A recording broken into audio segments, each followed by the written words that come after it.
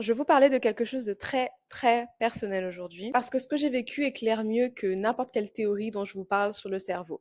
Parce que la vie est le meilleur terrain d'apprentissage. Ok, à 16 ans, j'ai été en placement, donc j'étais en famille d'accueil. Pas de filet de sécurité, pas de réseau et pas de référence de ce que c'est de construire sa vie par soi-même et une vie qu'on a choisie. Et la première chose que j'ai faite, pas parce que j'ai lu des livres dessus, pas parce que j'y étais forcée, c'est d'apprendre à m'observer et à voir comment je fonctionnais. Pas pour me juger, mais pour comprendre quels sont les patterns qui s'incarnent dans mes décisions, dans la façon dont je vais interagir avec les autres. Qu'est-ce que je produis? Pourquoi? Où je vais? Pour quelles raisons? Qu'est-ce que ça me coûte et qu'est-ce que ça protège? Ce travail-là, il n'est pas du tout confortable.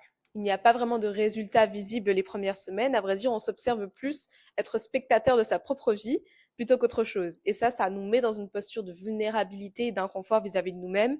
Mais je dirais que c'est un processus qui est nécessaire. On ne voit pas de progression linéaire, on voit juste des choses qu'on aurait peut-être préféré ne pas voir, mais qui sont nécessaires. Mais voilà ce que j'ai compris au fil du temps. Chaque pattern que j'ai compris et identifié m'a rendu une partie de moi-même. Chaque croyance que j'ai regardée en face et questionnée a libéré quelque chose, une énergie qui était dépensée à maintenir un système de croyances qui ne me correspondait pas. Et à un moment, l'architecture intérieure est devenue suffisamment solide pour supporter ce que je voulais construire à l'extérieur. À 22 ans, je me suis lancée dans l'entrepreneuriat. Pas parce que je voulais copier quelqu'un, et non pas parce que j'avais la stratégie parfaite, parce que j'avais fait le seul travail qui compte vraiment quand on veut se lancer. Ce que j'ai codifié depuis et ce que je transmets aujourd'hui, c'est ça. Pas une méthode abstraite, un processus que j'ai vécu et qui n'a fait que valider en fait mon postulat qui est que l'identité précède la réussite. Parce que si je peux le faire, d'autres personnes peuvent le faire également. La vraie question à se poser, c'est combien de temps est-ce que ça vous prendra? Parce que certaines personnes peuvent faire le travail d'elles-mêmes.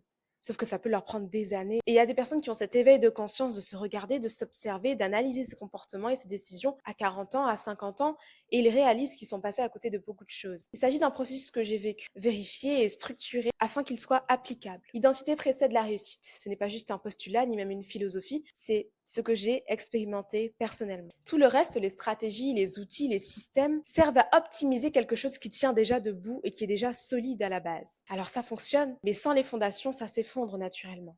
Alors si tu es en train de te demander pourquoi certaines choses ne tiennent pas, pourquoi même si tu penses investir au bon endroit, côtoyer les bonnes personnes, ça ne fonctionne pas, malgré tout ce que tu mets en place, commence par là, par ton identité. Et si aller en profondeur de toi et travailler sur toi pour que ton système identitaire puisse travailler pour toi et non pas contre toi, je te donne directement rendez-vous dans ma bio.